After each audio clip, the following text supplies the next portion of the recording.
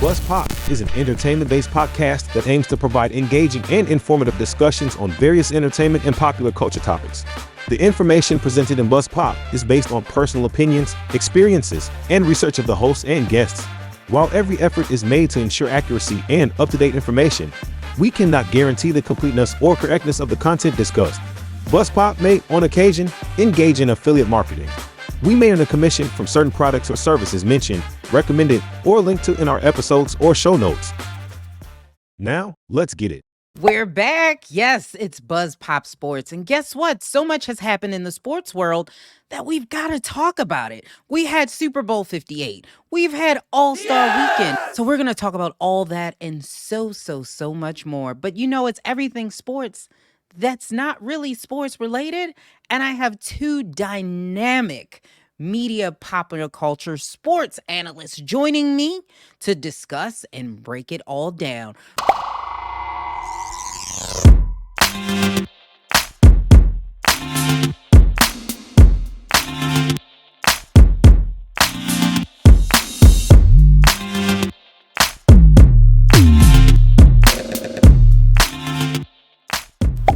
Welcome back to another episode of Buzz Pop. I am your host, Lise Winnie, and we are going to take you on a journey of everything popular culture and sports related.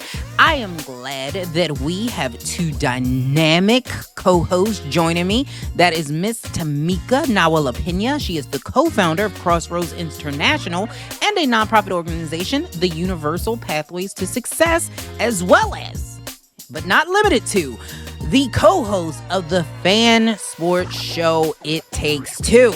Also, I'm joined by Shannon Finnegan. She is an NFL films researcher as well as a sports writer. And you can check out her brand new article. If you like baseball and you like the Philadelphia Phillies, check out her new article at TBOH, aka That Ball's Outta Here. And she reports on everything Philadelphia Phillies, as well as the Eagles. So let's get it started. Hello. Thanks for having us back. Yes, excited. Absolutely. I told you, we're connected now. We're sisters of the sports talk world, yes. And you will always be a part of my heart. Certainly. So here's the thing. I want you guys to recap. We did a whole special on everything, not Super Bowl special. We dug deep and we talked about it all. So now we kind of got to recap it because a lot has happened. That seems like a lifetime ago now, actually, since the Super Bowl has actually happened. Right. But if you guys hadn't had a chance to see, if you didn't watch, maybe you weren't interested in that, you were just trying to see if Taylor Swift actually got a kiss with Travis Kelce in the end. Maybe you kind of, the game, what game? It's in the middle of an Usher concert. Let me explain to you. So Super Bowl 58 is over. The Chiefs did win that game 25-22 versus San Francisco 49ers. And guess what? The Taylor Swift effect is still very, very much real. According to the Nielsen data, this was the most significantly watched, the highest watched Super Bowl ever. And the female viewership jumped allegedly. 18 to 24 again. Nearly 4 million women watched it. That's a 24% increase. Men in the same age group of 18 to 24, another 20% increase. Girls 12 to 17, an 11% increase. And guess what? Girls and women accounted for a record 47.5% of the Super Bowl audience, which is a 5 million more women watched this Super Bowl than any other Super Bowl ever. Let's go. Ever. Wow. Let's go, Taylor. Let's go, Taylor. Round of applause for Taylor. So what do you guys think? A lot of people were really upset about them showing Taylor, which honestly, they didn't show her very much. I think towards the end of the Super Bowl, the last play or the final play of the game, it took about 13 plays. 7 minutes and 19 seconds. I would say that's the most I saw her. I think all total, they said they showed her on screen for 55 seconds total, which is like 11 times throughout the whole game. Do you think the NFL did a really good job of mitigating the Taylor gate, of having her on the screen too much? What say you? I'm gonna go with the Swiftie. Shannon, what say you? I think they did a really good job. I think they showed enough for those 4 million, is that what you said? Girls, women that were tuning in to watch this game. They showed her enough to make her fans happy and not too much to make all the Brads, dads, and Chads freak out. I love that. I love that. What do you think, Tamika? How did they do? I thought they did pretty well. First half, I don't even think I saw Taylor Swift at all in the first half.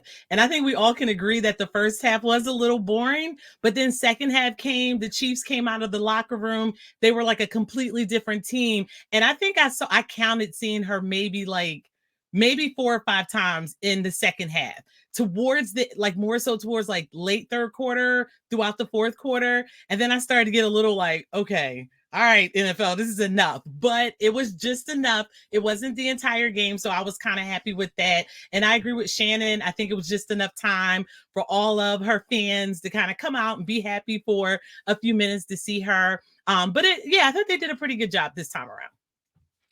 I would agree. I didn't see her very much either throughout the game, which I think is what we should have.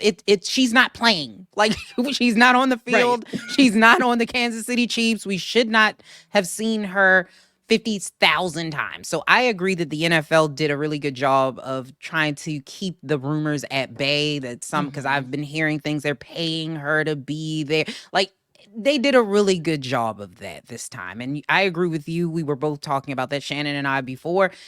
It was boring. The first half of this Super Bowl, it was quite boring. I was like, Detroit, Baltimore Super Bowl would have been awesome. I feel like it would have been awesome. I don't know if they would have got the same viewership, because I think a lot of the people were there specifically to see Taylor's reaction. Yeah. And I guess now Ice Spice, who I'm like, where did she come from and why? But I love Ice Spice. Hanging out with Taylor. Right. It was like, something doesn't match. Blake Lively, okay, I'll give you that. But Ice Spice, like, never mind. Never mind. I love me some Ice Spice, though. Yeah.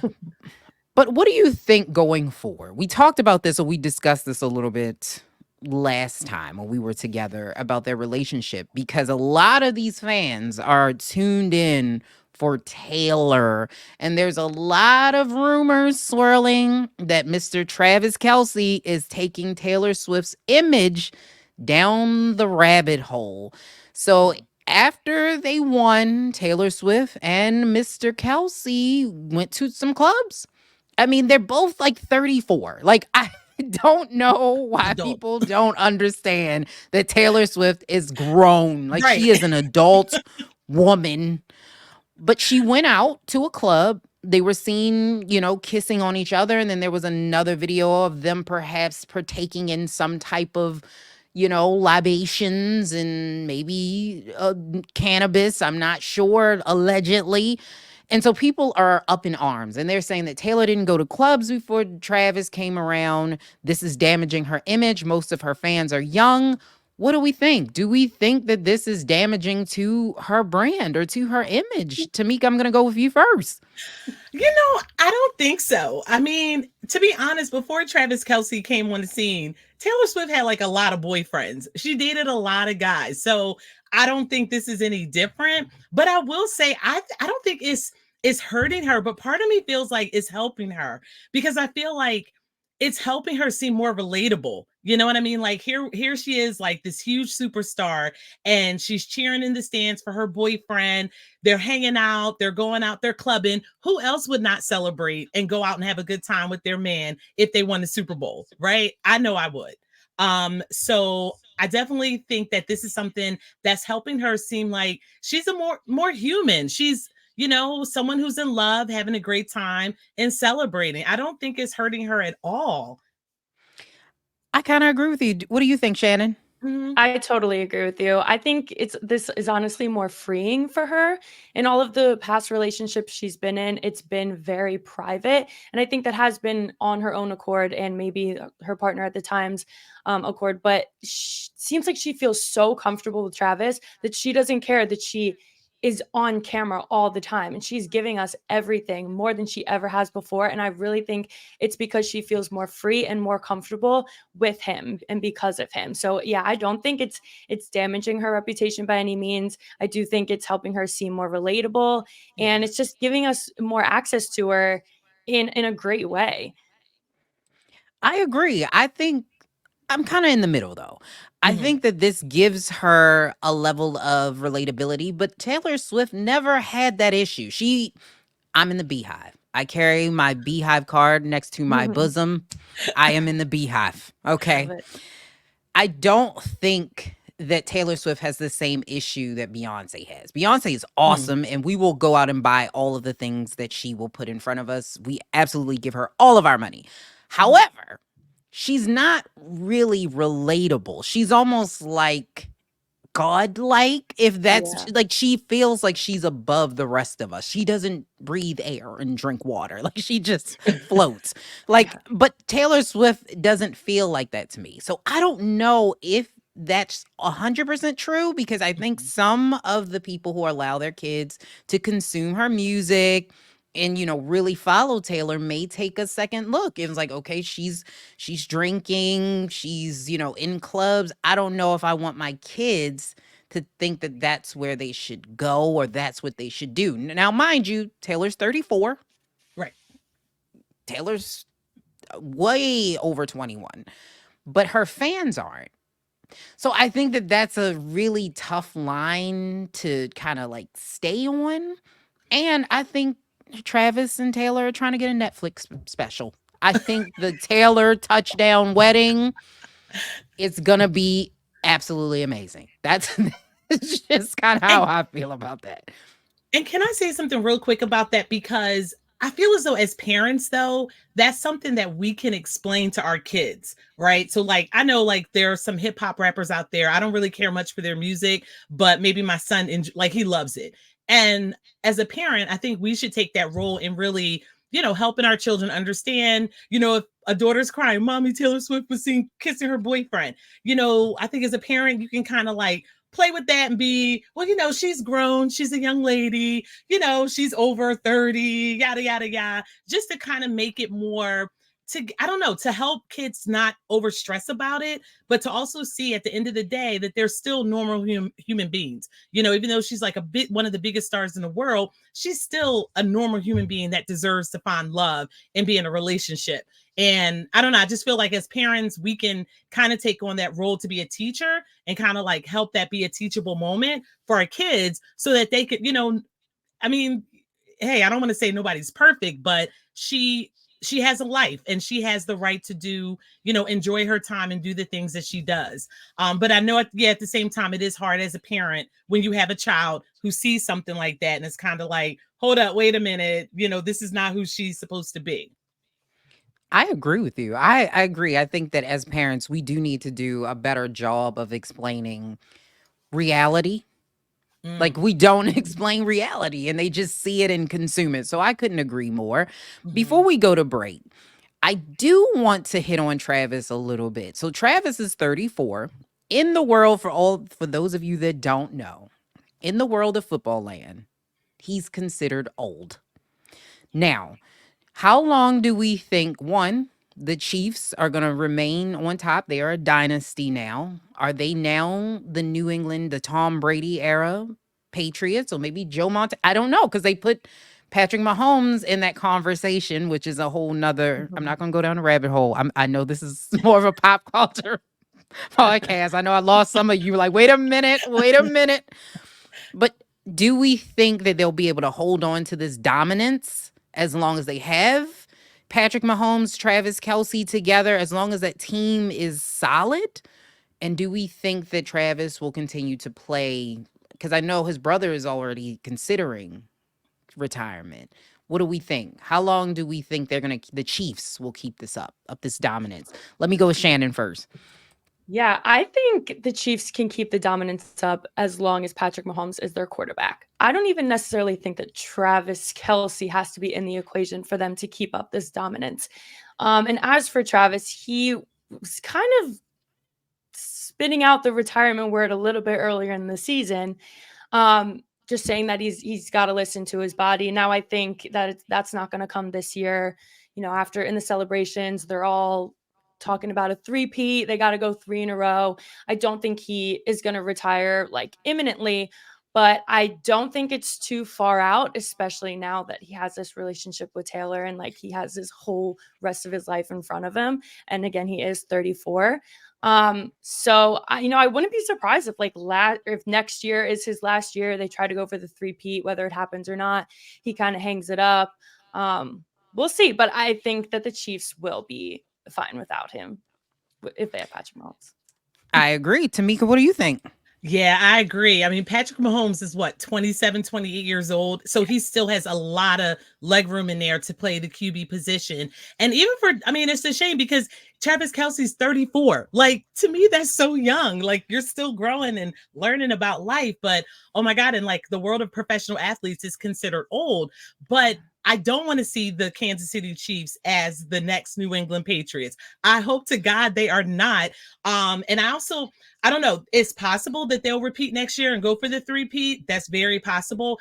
But part of me, there's some teams right now in the AFC that's really building themselves, that's making some moves in the offseason. The Cincinnati Bengals, when Joe Burrow is back there, it's a no-brainer. Maybe Baltimore can make some moves and, LJ can get his head in the game this time around.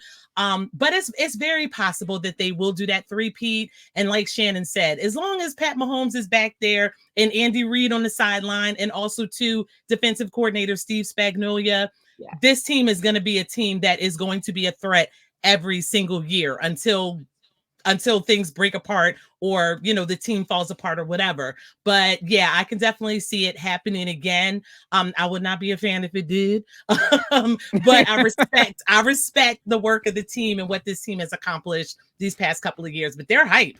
I mean, I'm a little hyped for them. I mean, you can't help but to be hyped when you see such a dominant. You cannot count them out, which is something that we've seen time and time again. Like when there's one player in the league that just takes over, we didn't know who that was going to be. And Mahomes said, Brady, I got it. So now we know who it is. Now, whether Kadarius Toney comes back after all the drama. No. Right. I think probably not. Probably not. But we got to take a quick break. When we come back, we're going to break down some of the shade that Miss Kayla Nicole has been throwing out. And she is a sports caster. A lot of you guys don't know that. But she's been throwing out some shade. So we're going to discuss it and what this looks like going forward and what Travis, or if Travis should respond, or even Taylor. So let's get messy a little bit. But we'll talk about it when we come back. Hey, have you ever wanted to try the world? Well, guess what? Here's your chance to try the world and give Try the World to a loved one. So for this upcoming Valentine's Day, there's an amazing promo going on. Don't miss their first main promo of 2024, where you can enjoy 20% off any standard order or gift on an exotic food journey around the world with code LOVE20. Plus, get up to $180 in additional savings at checkout with 3, 6, and 12-month subscriptions. So make sure you use LOVE20. It starts on February 1st and ends on February the 18th. So make sure you head over to M.A.P.S Media right now so that you can check out. All right, so we are back. Thank you so much for joining us again on Buzz Pop Sports. I am being joined by Miss Shannon and Tamika, and we are discussing everything post Super Bowl and Travis and Taylor, and we're going to dig a little bit deeper into that whole love saga because there's another piece. So Travis has been in a couple public relationships, so has Taylor. However, he has an ex who actually is a sportscaster. She's worked with Barstool Sports. She's actually even worked for ESPN. So she's done some sports journalism. So she is a real sports journalist, not just a girlfriend of a player, which is nothing wrong with that. But she actually is a sports journalist. And that's one of the reasons why she was in Vegas. So a lot of people were giving her some flack because she was in Vegas for the Super Bowl that her ex was playing in. Now, They did split in the summer of 2020, and they got back together briefly, and then they separated again. However, Miss Kayla Nicole actually was in Vegas with the opposition. She was celebrating with the San Francisco 49ers, wives and girlfriends, because Miss Kristen Usick's birthday was that week, and she actually invited her. And allegedly, there's a video of her circulating the internet singing "He Wasn't Man Enough for Me." Do you think that Travis should respond to this, or should he just kind of let this ride off into the sunset? I don't think he should respond at all. I think it's very clear that either it's just jealousy or her just trying to get more clout by kind of bringing this up. But he's not man enough for me. Like, we all know who Travis Kelce is. Like, he doesn't need to respond to that. Agree. No, and I hope he doesn't. Please don't. Yeah. Like, I feel bad for her because doing things like that, it makes you come across as like the bitter ex-girlfriend. You know what I mean? And it's like, just leave it alone. He shouldn't say anything. Taylor Swift shouldn't say anything. And I feel bad for Kayla. She's so beautiful, has so much for her. I mean, for her, if that's what it was, alluding to in reference to him, I just hope it wasn't. And I hope she was singing the song because she just loves Toni Braxton. I mean, it's a great song. It's a great song by itself. It's a great song. Toni has some hits for days. I agree with you, Tamika. I think if this is in fact what this is, because it could just be people misconstruing this and they're piecing together bits and pieces, because Miss Nicole really hasn't gone after them by name. She hasn't said this is for Taylor, this is for Travis. And I feel like the type of person she is, if she wanted to do that, she would have done it already. So I think that people are just trying to make something up. The NFL even got called out because when they did like a collage of Travis Kelce, they included his ex in the collage. So everybody's kind of being messy. Even the NFL's messy. That's just a social media person that doesn't know what's going on. Right. It's okay.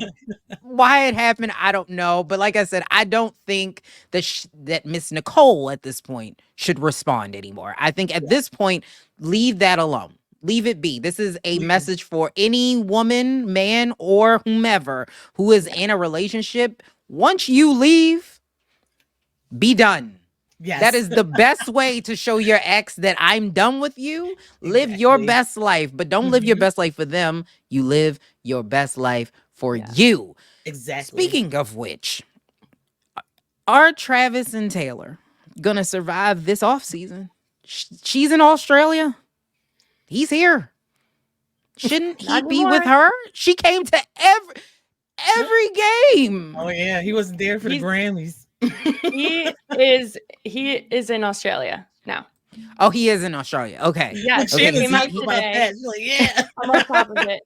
The reports, I think it was Page 6, said he went from LA, stopped in Hawaii, and is on his way to Sydney, Australia. So I'm betting that we will see videos and pictures of him at this weekend's concerts. So this might be the real deal. Like, this might be the real deal. Holyfield. Like, this is it. Like, yep. You don't do that much traveling for a PR relationship. I kind of think though, when things start to slow down, let's see what happens in like April, May. If things are quiet, then I think like there's a possibility that this isn't going to last. I hope it does though. Like I said in the last podcast we did, I love when two people are in love with each other and all that good stuff. And I've done long distance relationships and it's not easy, but it can work. And my husband and I ended up getting married. But, I don't know. I just kind of feel as though it's not going to make it. I don't think we'll see her in the stands come August, September, cheering him on. I think slowly and quietly it's just going to die away. I think it's going to be a wedding. I know. I would be very upset. But I think even if it seems to die out, because I've been thinking this has been so publicized mainly because he is in the NFL. And if she wants to go Right. support her boyfriend, she has no choice but to be on camera. And now that that's not a thing anymore, they might get really quiet just because that's what she prefers. And I've been wondering, like, we'll see, if all of the hype keeps up because he'll be at her shows or what, but they might just get a lot more quiet because she's just not at the games being on TV every Sunday. And True. in the past she's been very private with her relationships, so they might quiet down just because that's her preference. But of course we never know. I hope they stay through the off season. Of course a lot of things are against them. I don't know. I'm in the middle. I wouldn't mind seeing that Netflix, but I'm telling you that Taylor Travis wedding, touchdown wedding is right. I want to see that. I would watch every episode. Like, I want that so bad. But in my heart of hearts, I feel like it feels Hollywood to me.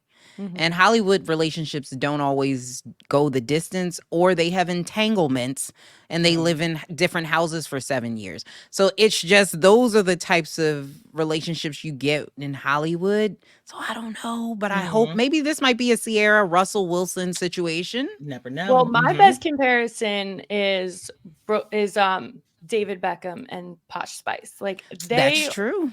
Taylor and Travis are our generation's Brooklyn Beckham, or sorry, no, David Beckham and Posh Spice, Victoria Spice, because that was the pop star and the athlete getting together, both super famous. They did go through a little bit of marital troubles, I know, but they made it and they're still together to this day.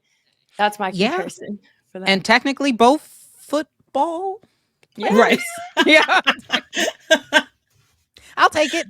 I love soccer. I guess it's American football. Whichever you want to, however you want to preference that. I have no problems with that. But for me, I really want to talk about the person who actually won the Super Bowl. It's not the Chiefs. It's not the 49ers. It's not Taylor. It is absolutely Beyonce, Giselle Knowles. Hands down, by far, she is absolutely the winner of the Super Bowl.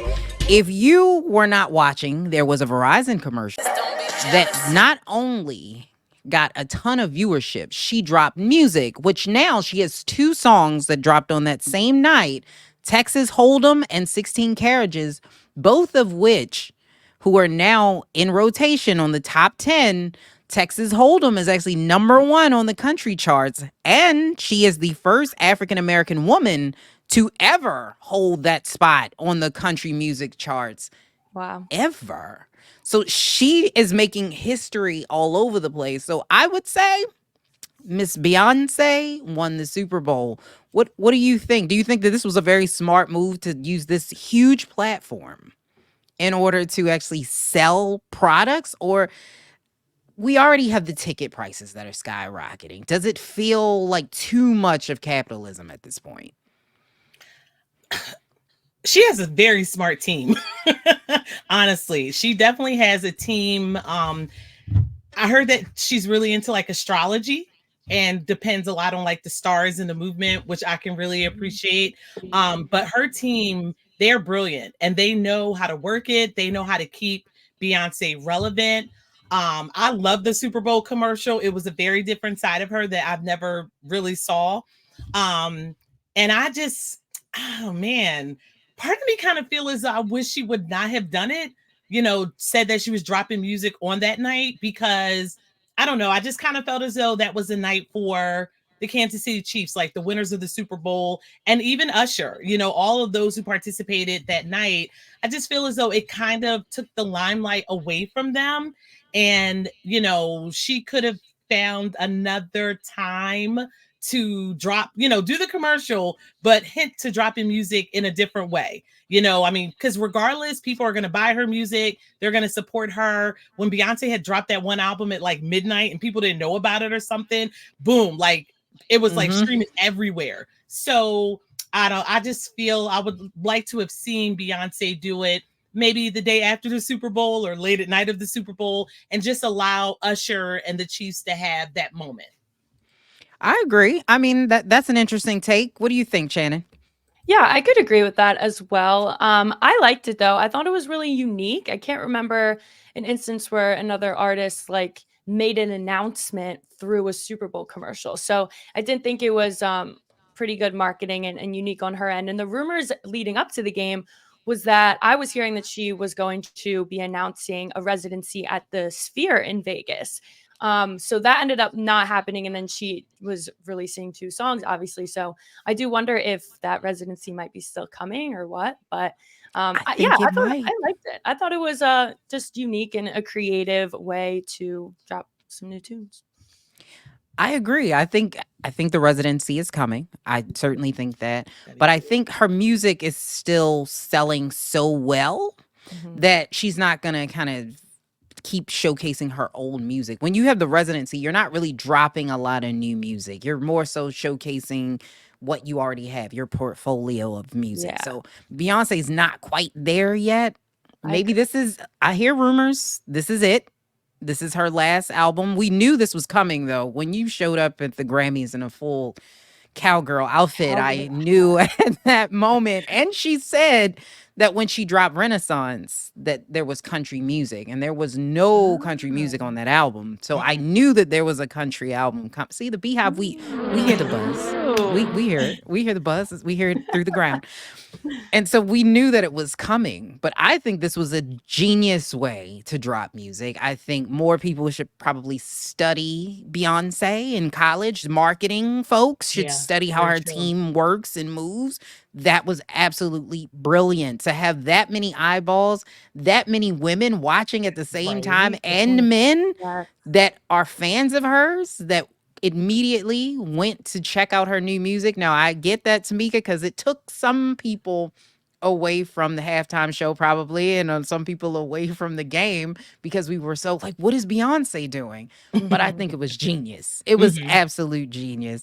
And speaking of which, we're going to talk about this on the other side of the break. But speaking of which, Usher, we got to go over our picks, and we have to talk about it, and we have to really break down this halftime show in a real way, because I think my opinion of this is a lot different than a lot of other people.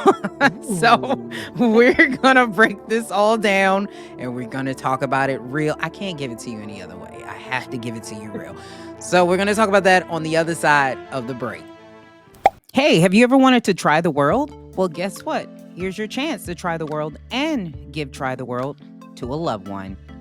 So for this upcoming Valentine's Day, there's an amazing promo going on. Don't miss their first main promo of 2024, where you can enjoy 20% off any standard order or gift on an exotic food journey around the world with code LOVE20. Plus, get up to $180 in additional savings at checkout with 3, 6, and 12-month subscriptions. So make sure you use LOVE20.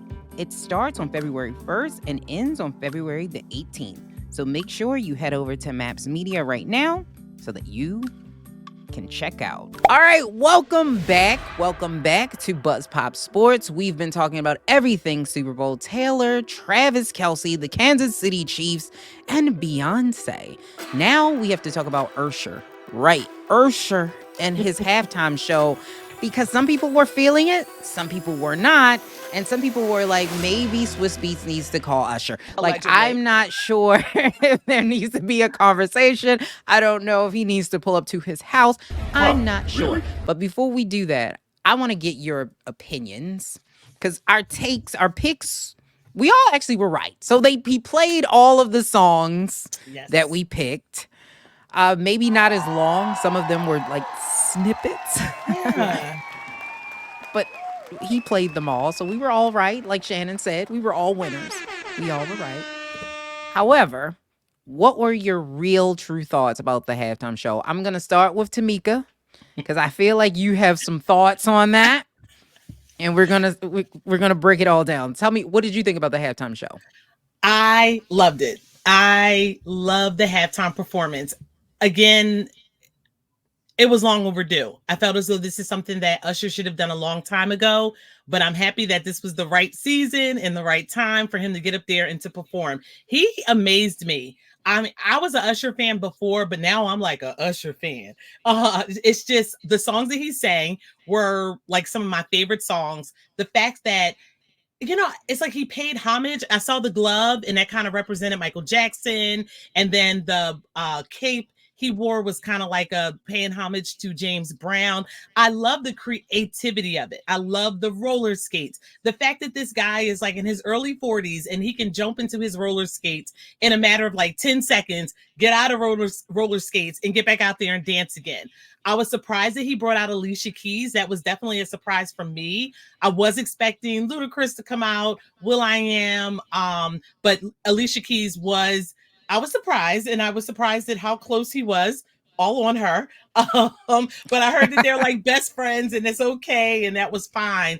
But there were some parts, though, I will say I was a little confused by. It was just some of his moves the choreography was, it was strange, you know what I mean? But all in all, I loved it. I've watched it like 10 times since the Super Bowl, and I'm ready to pack my bags and go see Usher in Miami. Absolutely. I got my Usher tickets. I'm going to see Usher when he comes. Nice. I did. I am going to see Usher, so I can't wait to see him. Shannon, Yes. what were your thoughts? That's awesome. I liked it a lot as well. I do think it could have been better. I was maybe expecting it to be a little better, but I still really enjoyed it. I thought he started off on a slow note, which was different. Usually want to come out really hot and like hype. So him starting off slow, I feel like he should have come out more hype. The roller skates were awesome. And his dancing was unbelievable. I also love that half of it was like on the field. Like he was just dancing on the field. Yeah. And then he moved to a stage. But while he was on the field, I was like, this is really cool. Like usually they're always on a stage. So I like that aspect. The guests were awesome. So overall, like I did really like it. I just do think it could have been a little better. I agree with that. I agree. And my opinion of the matter, I'm a big Usher fan, have always been a really big Usher fan. However, I felt like it was sped up. So much so that you couldn't enjoy the music. It felt like as soon as he started playing the song, we were on to a different song. And so I couldn't really get into it. Like a lot of people are like, oh, it's amazing. I'm like, this feels so fast that I cannot keep up with this. It's disjointed to me.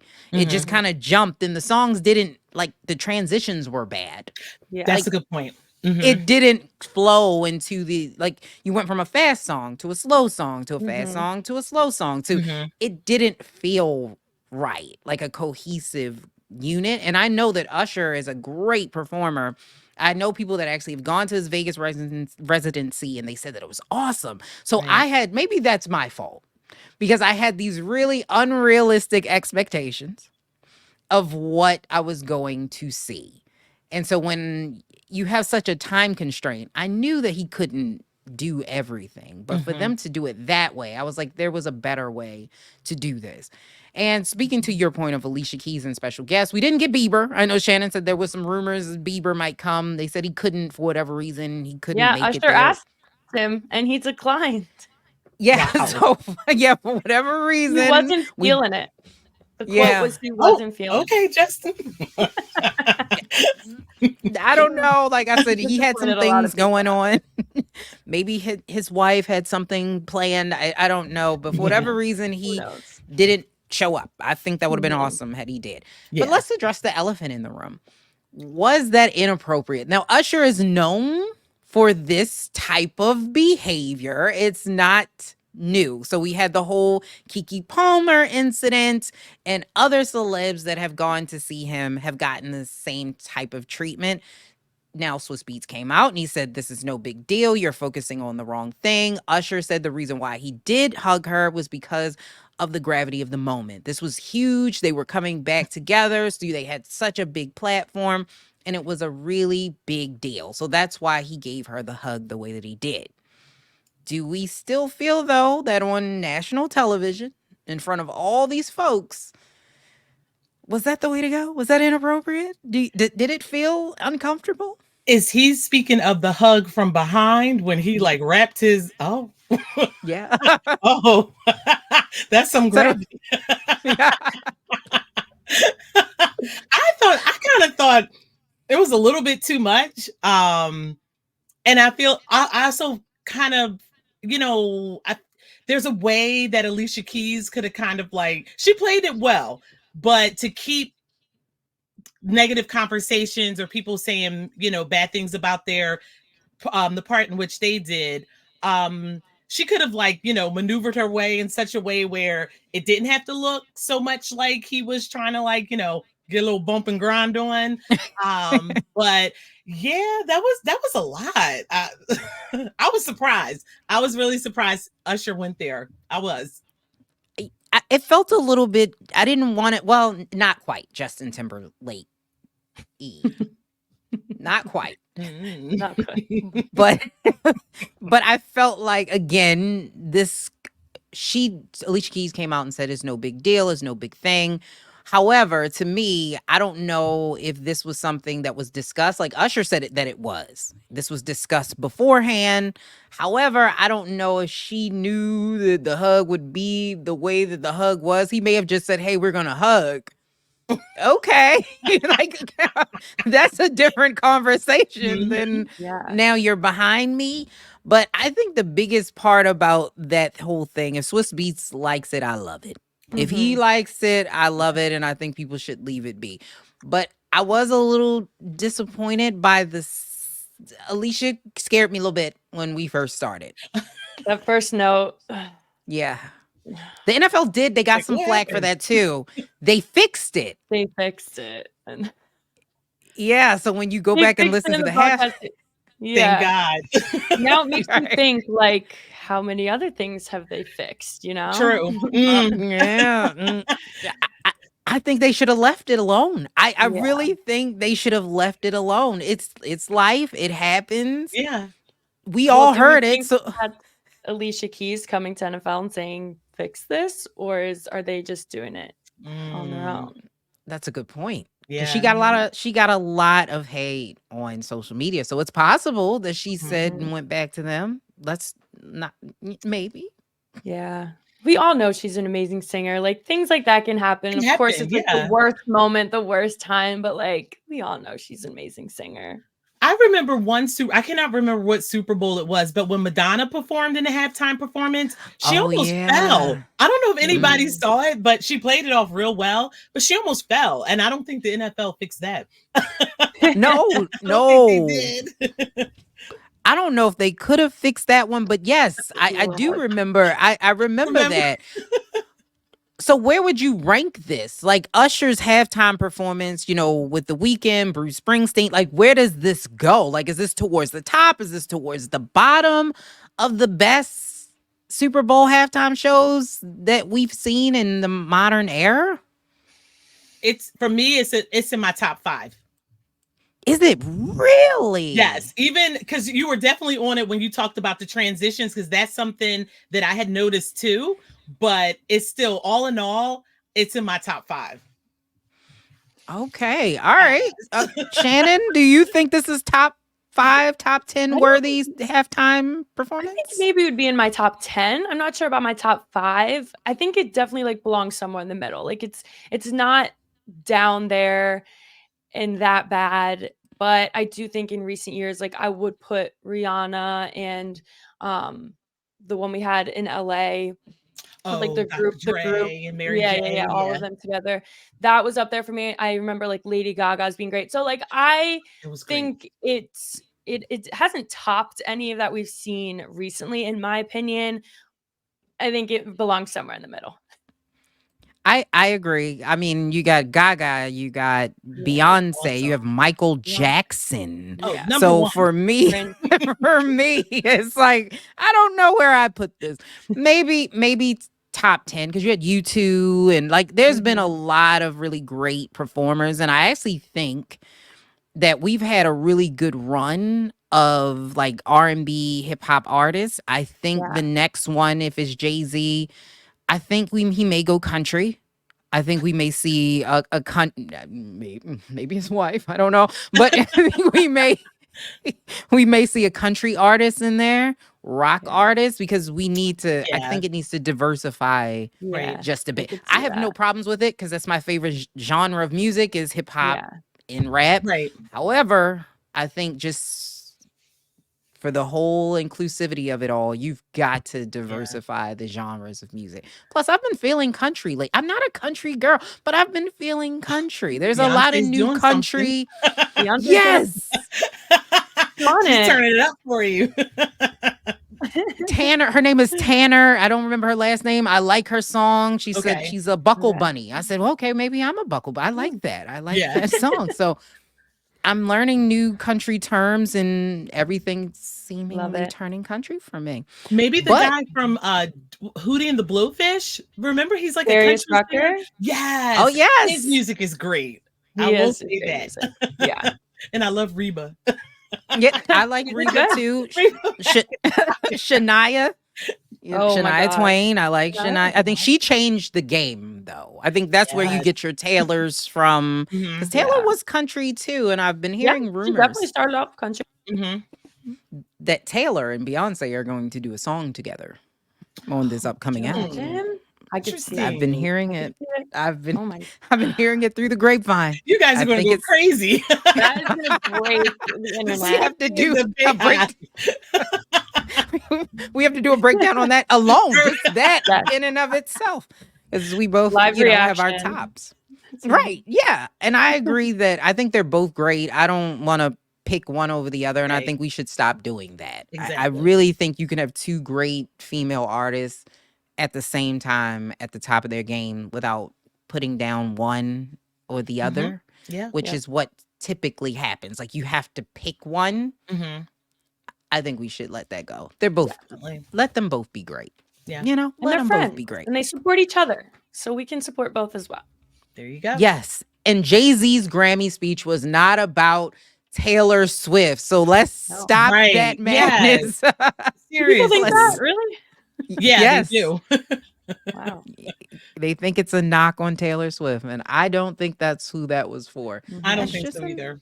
It's just in my opinion. But let's talk a little bit about the fans, because as sports fans, I know that you guys have noticed it in the recent years. Ticket prices. Are the games becoming more for celebrities and less for fans? So this Super Bowl was the most expensive Super Bowl on record. There has never been a more expensive game tickets ever for the Super Bowl. They were $9,000 and up. Can you believe that? It was an 8.6% increase overall in 2023 for regular games, which was an average of $120, which if you want to take your family of four, it's looking like $631 for a whole family to go to a game. The baseball and the Major League Baseball League has also increased their tickets 3.5%. So they're saying that this is being done on purpose. They're saying that a lot of teams are creating limited supply of seats so that they can be resold and then they can mark up the prices. What do we think? Because this is becoming a little bit of an issue. If the real fans can't enjoy the games, where do we go from here? How do we fix this? Or do you think it's an issue? I definitely think it's an issue. I think we're seeing it with everything. All sports, concerts, like it is so hard to get tickets because of the reselling. And I don't know if there's a way to fix it because Ticketmaster is a monopoly. They have control over everything. And until some other company, can rival Ticketmaster, I don't know if there is a solution, unfortunately. I think like specific teams and companies and like artists really need to like do better at preventing like the Right. bots and everybody from grabbing the tickets and reselling them. I think that's one thing that like the teams and the artists themselves could try to monitor more instead of wanting to make money off of the bots and screwing everybody over. But it's definitely an issue. And for this like Super Bowl specifically, I think it was such a success in Vegas. And I do think the NFL will frequent Vegas for the Super Bowl many more years to come. But it felt like a game for millionaires. And it felt like average Joe Schmoes had no chance of even stepping foot in the city if they wanted to. I felt that. Tamika. I would be honest and say if I had the money to take a family of 7 to the Super Bowl, I would, and we would make a weekend of it. But no, I think the prices are, it's just too high, and it's not fair to the fans who, makes, they are the ones who are going to these games. They're buying the tickets and going to the games when it's just a regular season game. They're the ones that's, paying cable bills so that they can watch the games on ESPN, TNT, and all these other networks that these games are on. And I just wish that the teams, and even as Shannon said, entertainers can have more of a say and recognize and see this is too much. Like, this isn't fair. Like, our goal is to really have our fans support us and support us in a way where, as they're supporting us and coming out and cheering us on, let's find a way that we can give back to them and make things more affordable for them. When I hear people pay so much for a lot of these tickets, I remember when my husband and I, like 2 years ago, we were going to go see Maroon 5, and I'm a huge Maroon 5 fan. And the tickets were extremely high. And I'm like, for 2 people, this is crazy. But no, it's too much. And I think especially now in this time, unemployment is kind of like up and down, inflation. Families are really struggling right now. If they can create a way to discount tickets, find some kind of a system, that can really meet the fans where they are. Like, talk to the fans about it.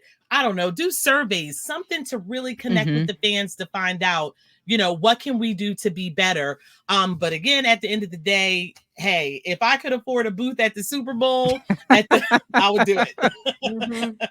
I think this is where the NFL, the MLB, the NBA needs to step up, because an option that they could do is not have resellers. Like, we could buy the tickets directly from the NFL, cut out the middleman, make it a lot easier for real fans. Because a lot of the fans in certain cities, I'm from Baltimore, that's a blue collar city. So you have a lot of fans that will never get a chance to actually see a game. And so I think we should allow, of course, it's a luxury in order to be able to go to a game, but to at least allow your fans who actually support you, buy jerseys, spend money, give you the views so that you can spend the ads to buy a $160 $1 million Beyonce commercial. Yeah. To be able to actually step foot in that stadium and show that you appreciate them, and not just the Kardashians who don't know what's going on. No knock on the Kardashians, but they had a whole booth, and I don't think anyone in that booth. They were so bored. Yeah, right. Meanwhile, Taylor Swift's booth was like, they were like drinking, having fun, and their booth was boo. Right. And then they showed it on top. I was like, it was terrible. So I was like, yeah, maybe not. Yeah, I just felt that way. And I also felt that way with All-Star, which we're going to talk about. I'm going to take a brief break, come back. We're going to talk about All-Star weekend because we have to. Basketball is another love of mine, and we have to talk about it. So stay right here. M.A.P.S Media is in full effect, bringing you passion, diversity, and upbeat content for the ages. Make sure you follow M.A.P.S Media on social media and go to millennials.us for updates on shows and brand new content like Are You Anxious, Buzz Pop, Millennial Class, and Underground Plug. Keep it locked here on M.A.P.S Media, where we put you on the map. And we are back, and we're going to talk NBA. Let's talk basketball. Let's talk All-Star, because it was everything we needed and more, but it was a lot of things. Just throwing it out there. This was the highest scoring NBA All-Star game ever. But let's talk about it. Let's break it all down. Did you guys watch? Yes. I caught snippets here and there and watched a little bit of it. Yeah. What were your thoughts about the weekend? Like the whole All-Star weekend, and not just the game itself. Did you like the new layout? Did you like them bringing in the G League, WNBA? Like, how did you feel about it? I love it. I love that they did that. I think it's about time, especially involving players from the WNBA. Give them the spotlight as well, even for the guys that play in the G League, because eventually their goal is to play in the NBA one day. So to be able to kind of like, give them a spotlight for the moment, I really enjoyed it. In terms of See, I like the old way they used to do the All-Star games. I love to have, the Ooh. big time players really play a game. You know what I mean? I wanted to see, because when you think about it as a fan, you want to see Steph and LeBron and Durant all play on one team, and imagine in Mm-hmm. your head, wow, what if they played on one team in real life, in real basketball? So for us to have that time and the opportunity, we want to see them go at it. Like, we want to see a real game, and a player. I don't want. Okay, I don't want to say that because that's not nice. Because I love Dame Lillard. But you really want to see your favorite Not the player. MVP. I Don't do know. that. He just went crazy this past weekend. But yeah, I really enjoyed it. I do love the whole setup, the format, but I wish that one game, the big game that everyone's looking forward to on Sundays, I wish that game was a little bit more serious. Maybe they can do like a little fun game beforehand, perhaps make it like begin Thursday to Sunday. But I'm longing for that old school game where they're really playing for a trophy. I don't see that. I know. I think it's gone. I think Gone are there's the no more days. Michael Jordans who, Yeah. they're like, Michael, if you just missed a shot, the kids will give Jordans. Absolutely Right. not. Like, there's no more of them. That competitiveness isn't there. I think some of it is because, they come into the league now with money. If you're Right. making money in college, it's not this big, it's still an honor. Don't get me wrong. Everybody doesn't make it to the All-Star game. But I think at the end of the day, $100,000 if you win, for some of them is like, Right. eh. What did you think, Shannon? What did you think about the weekend, or what you saw? I agree with Tamika. I really enjoyed it at a glance. It was great, but I do agree that the All-Star game just needs to be more competitive. Like, they were doing cool trick shots and everything, but it's like, we know you can do that. We know you can hit deep threes, but it's only cool when you're being defended. Like, that's when it's actually like, oh, like, you're really good because you can still dunk like that. You can still hit a three far back while being defended. And I don't know if you guys remember the 2020 All-Star game. They were going so hard to honor Kobe. Mm-hmm. Oh, right. And like, that was amazing. And it's every like little kid's dream or NBA fans' dream to see the best players go hard against each other. Like, when they play video games 2K, you create teams that have all the stars on it because that's just coolest. All of the great guys playing against each other and playing with each other.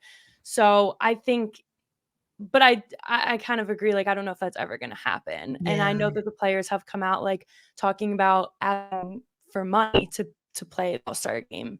And then it's like, well, will you compete if you get paid more? But it's also like, should you really be getting paid for that?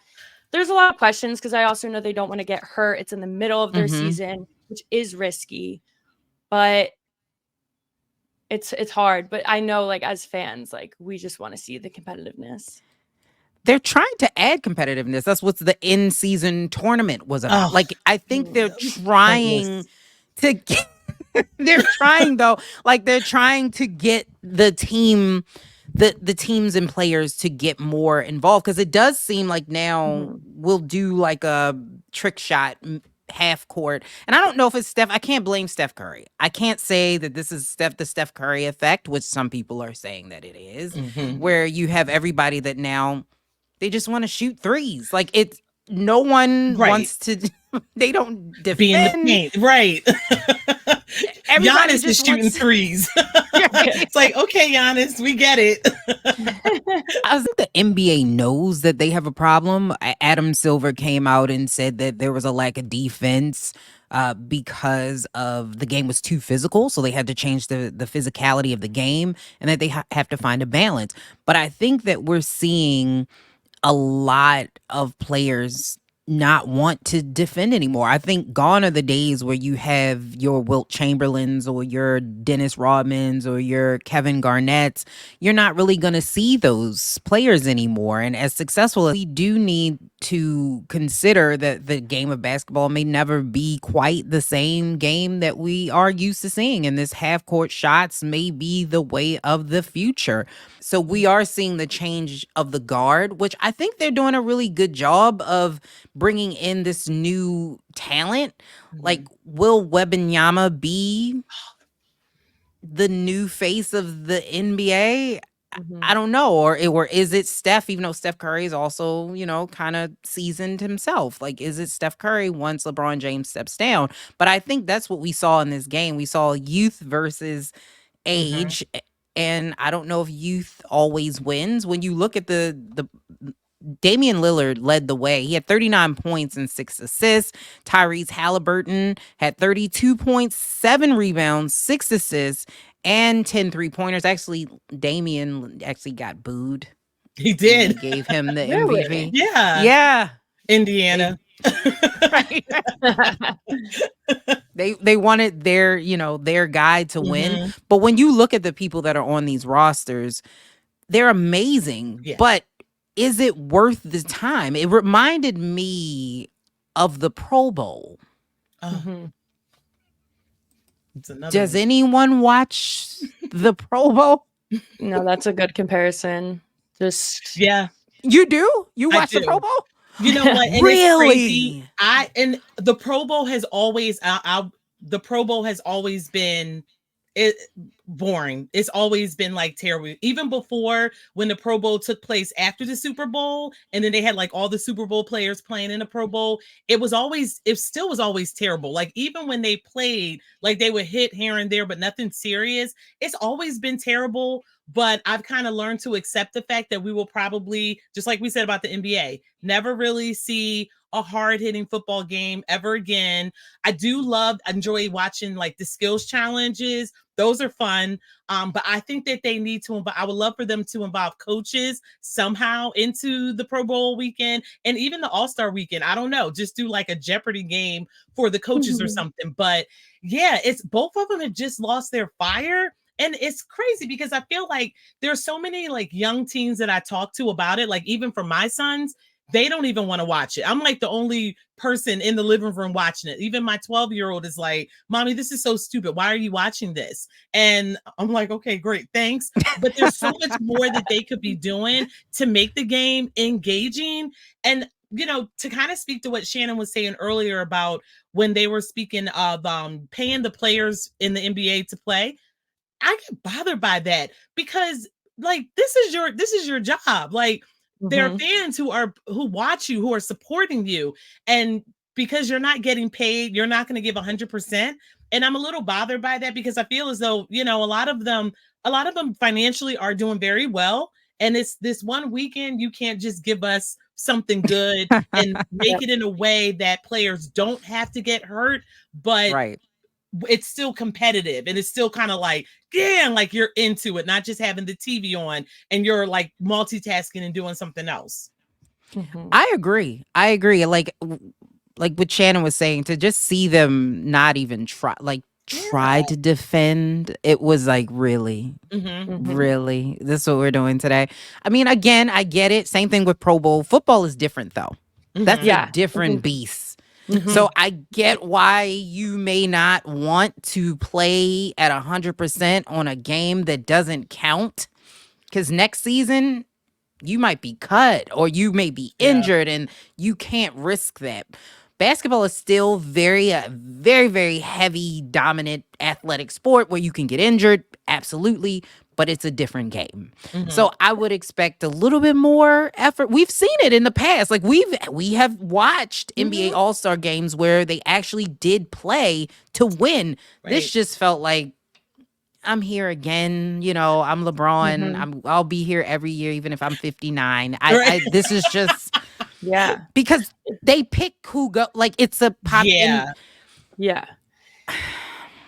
I'm not gonna say it's just like a popularity contest, because they do put the people in there that are the best in a lot of cases.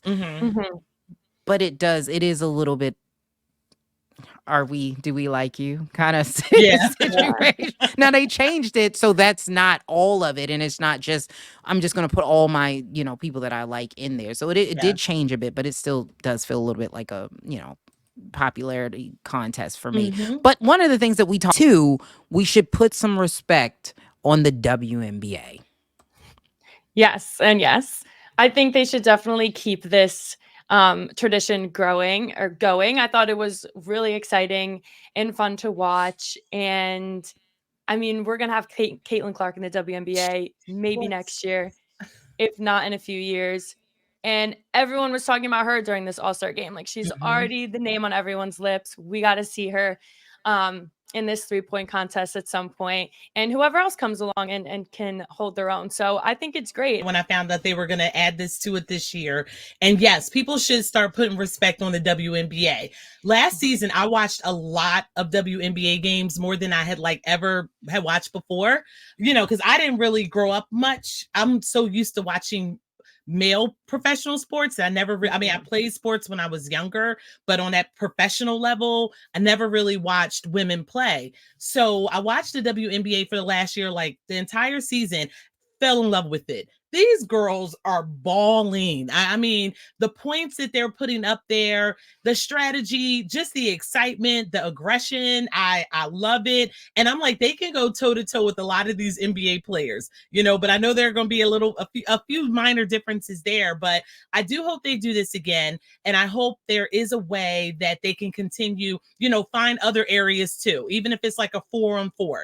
I hope next year it may not be Steph Curry, because I would love to see somebody else, Tyrese Maxey or somebody else who can go to. Now, Steph may have to go toe to toe with Caitlin, probably so. But with other WNBA players, I would love to see up and coming, rising stars of the NBA go toe to toe with players from the WNBA.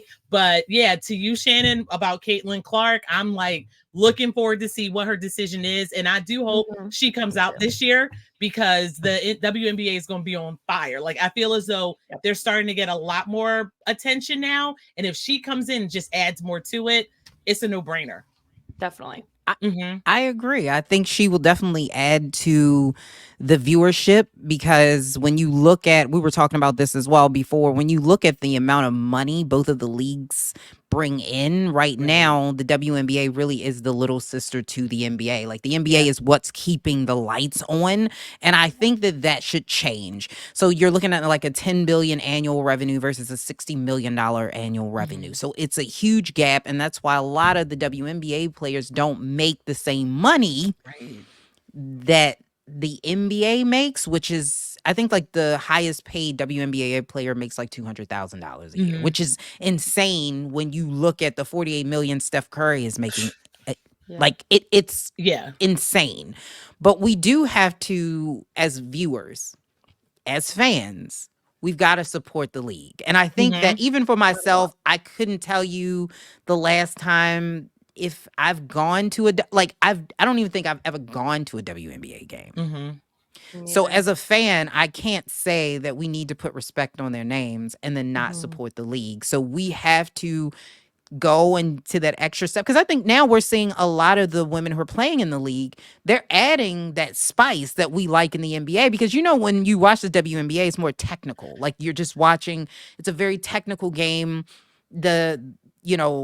The quarters are a little shorter, so we're not it's not as spicy, but they're starting to add it. You're not going to see the dunks, but they're starting to add, you are starting to see more of that in the league. It's becoming more and more entertaining. And as they become better athletes, we got to support them. There you go. We have got to support them. So let's do that. That's this year, I'm going to go to a WNBA game. That's what I'm saying. I'm going to support. Sabrina, you won me over. You absolutely won me over. Go Ducks. You won me over. So I'm going to make sure that I do what I need to do in order to support the WNBA. Absolutely. All right. So we've come to the end of another pod, and I want you guys to make sure we didn't get a chance to hit on the hot topics of Shannon Sharp and whether or not he's a problem for the entertainment. And do you think he's is he problematic? I wouldn't say he's problematic, but maybe I respect him, and I love the fact that he's evolved into a sports analyst, and he has his club, Shay Shay, and all those things going on. But there are some things that he says that I feel, that he can say better, that he can say in a way that can, instead of downgrading people, more so inspire people or encourage people. But he says some things that I is a little bit too far. And it's a surprise to come out of Shannon Sharp's mouth, but he didn't go on a whole Zion Williamson is fat rant like Stephen A. Smith did. Oh, like no. he didn't fat shame. That was a whole nother level. Yeah. I cried for Zion. Okay. Yeah. Me too. I really did feel for him when he said it. I was like, really? Yeah. Really? That's why I would say they're not a problem for sports, but they are problematic. Agreed. That's a great way to put that. Yeah. They're not a problem for sports media in sports, but they are problematic. And I couldn't agree more. And with that, I want you guys to tell everybody where we can find you, how we can listen to you, how we can support you. Let's go with Miss Tamika. All right. Well, thank you again so much for having me. But you guys can find me on Facebook Live. We do a bi-weekly sports show called It Takes Two. So we will be talking this weekend, and we're going to dabble a little bit into the NBA as we're set to start off midway through the second half of the season, and kind of talk a little bit more about the NFL and all the things that's going to be happening in the off season. Yeah, the draft is coming. How about you, Shannon? You can connect with me on LinkedIn, just under Shannon Finnegan. Also follow me on Twitter at ShanFin0. There you can go. I post all my articles. I write for fan-sided Phillies and Eagles specific pages. So you can click on those links from Twitter. Awesome. Yes, you definitely should. You should go and support her latest article that she has out. And I went and I actually read her article. So make sure you guys do that too. Go support her. Yeah, she's awesome. She's absolutely awesome. And that Ball's Out of Here is the platform.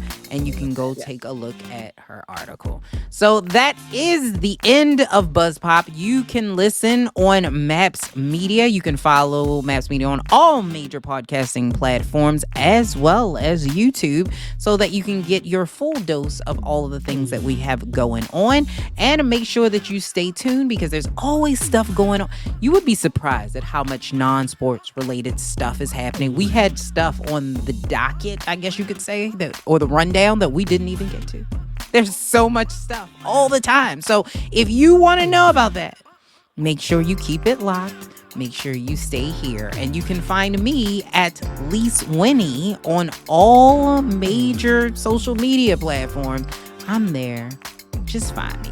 Thank you so much for listening. We'll be back again next week.